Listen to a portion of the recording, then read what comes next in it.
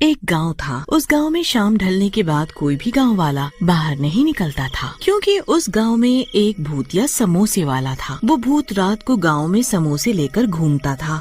उसके समोसे की खुशबू पूरे गांव में फैल जाती थी। खुशबू से गांव वाले आकर्षित होने लगते थे और अपने घरों से बाहर आ जाते थे। वो भूत उन्हें उठाकर अपने समोसे की दुकान पर ले जाता था और उन्हें मार देता था। इसीलिए गांव वाले अपने अपने घरों की खिड़कियां और दरवाजे रात को अच्छे से बंद रखते थे, ताकि समोसों की खुशबू अंदर न आए। एक दिन राजन शहर से 18 साल बाद अपने गांव लौटा था। अच्छा माँ, तुमसे तो मिल लिया। अब मैं जरा अपने दोस्तों से भी मिलाऊं। अच्छा जाओ, पर शाम ढलने से पहले घर लौट आना बेटा। हाँ माँ, ठीक है, मैं जल्दी आ जाऊंगा।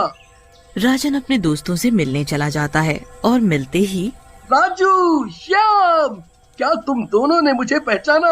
मैं तुम्हारा बचपन का दोस्त राजन, जो शहर पढ़ने चला गया था।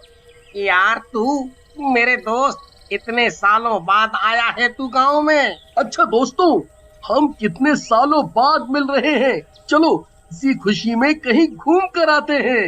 नहीं नहीं, हम नहीं जा सकते। क्यों, क्या हुआ?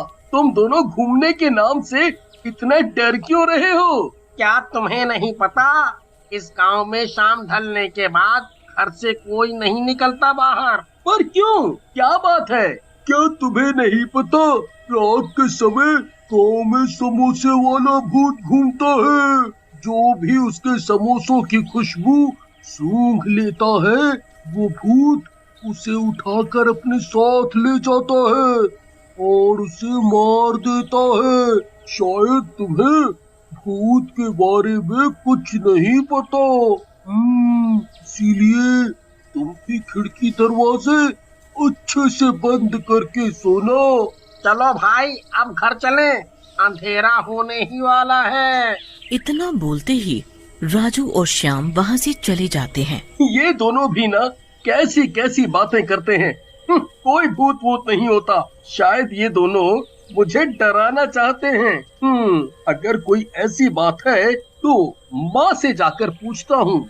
राजन वहाँ से अपने घर जाता है और अपनी माँ को सब बताता है। माँ, आज मैं अपने दोस्तों से मिलने गया था ना, तो वो लोग बड़ी अजीब सी बात कर रहे थे, कोई समोसे वाले भूत की। अगर कोई बात है तो बताओ ना माँ। अब इस बारे में कल बात करेंगे बेटा, अभी रात बहुत हो गई है, अभी तू सो जा। हाँ, फिर राजन अपने कमरे में सोने चला जाता है। राजन अपने दोस्तों की कही बातों पर ज्यादा भरोसा नहीं करता, जो उन्होंने भूतिया समोसे वाले की बात कही थी, और वो खिड़की खुली रखकर ही सो जाता है। और रात में भूतिया समोसे वाला हाथ में समोसे की प्लेट लेकर गांव में घूमता है। ओ गांव वालों, जरा खिड़की खोल कर कोई हमारे भी दर्शन कर लो। हम भी तो तुम्हारे अपने हैं। एक बार तो दर्शन कर लो हमारे। ये मेरे बनाए हुए गर्मा गर्म समोसे तो चख लो एक बार। पर किसी के भी घर की खिड़की नहीं खुली होती। कोई बात नहीं, मैं खुद ही देख लेता हूँ कि आज कौन मरेगा मेरे हाथों से। ऐसा तो हो ही नहीं सकता कि आज मैं खाली हाथ यहाँ से जाऊं। तभी भूत की नजर राजन की खिड़की की तरफ पड़ती है। फिर समोसों की खुशबू खिड़की से होते हुए कमरे में राजन तक पहुंच जाती है। समोसों की खुशबू पहुंचते ही राजन आकर्षित हो जाता है। क्या खुशबू है! ये खुशबू तो समोसों की है। खुशबू इतनी अच्छी है, खाने में तो और भी स्वाद हो गया, स्वाद। राजन खुशबू के साथ साथ बाहर आने लगता है, और राजन जैसे ही घर से बाहर आता है, वो समोसे वाला भूत उसे पकड़ लेता है और उसे अपनी समोसों की दुकान पर उठाकर ले जाता है। आज का शिकार मिल ही गया। ये सब देखकर राजन डर से थर थर कांपने लगता है और पसीना पसीना हो जाता है। मुझे मत मारो, मुझे जाने दो। मुझसे बहुत बड़ी गलती हो गई जो मैंने अपने दोस्तों की बात नहीं मानी और खिड़की खोलकर सो गया। मैं तुम्हारा सारा काम कर दूंगा, झाड़ू, पोछा, बर्तन, जो कराना चाहते हो करा लो, पर मुझे जाने दो। नहीं नहीं, बिल्कुल नहीं। अब कोई फायदा नहीं जब तक मैं पूरे गांव वालों को अपने इन हाथों से नहीं मार देता, अब तक मुझे चैन नहीं मिलेगा। राजन भूत के आगे बहुत गिड़गिड़ाता है, पर भूत के आगे उसकी एक नहीं चलती। जैसे ही वो अपने लंबे लंबे नाखून उसके सीने में घोंपने वाला होता है, तभी उस भूत को राजन के गले में पड़ा ताबीज दिख जाता है और भूत ताबीज देखकर चौंक जाता है।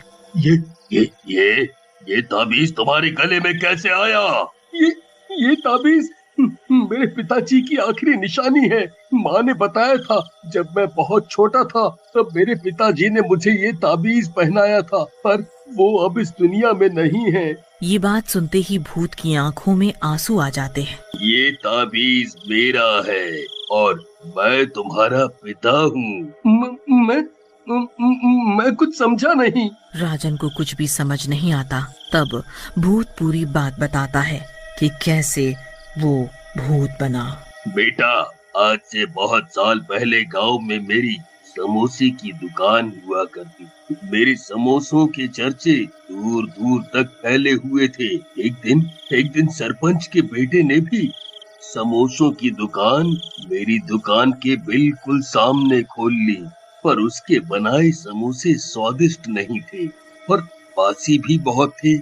इस वजह से सभी उसके बनाए समोसे नहीं खरीदते थे। मेरे बनाए समोसे ताजा और स्वादिष्ट होते थे और उसकी खुशबू से ही लोग अपने आप मेरी दुकान पर खींचे चले आते थे और कई समोसे खा जाते थे और तो और अपने घर के लिए भी रखवा कर ले जाते थे। इस वजह से सरपंच का लड़का मुझसे बहुत चिढ़ता था। एक दिन उसने मुझे रास्ते से हटाने की योजना बनाई और चुपचाप मेरी दुकान में आग लगा दी और दुकान के साथ मुझे भी जलाकर मार दिया और मैं भूत बन गया। अब जब तक मैं उसे मार नहीं देता मेरी आत्मा को शांति नहीं मिलेगी।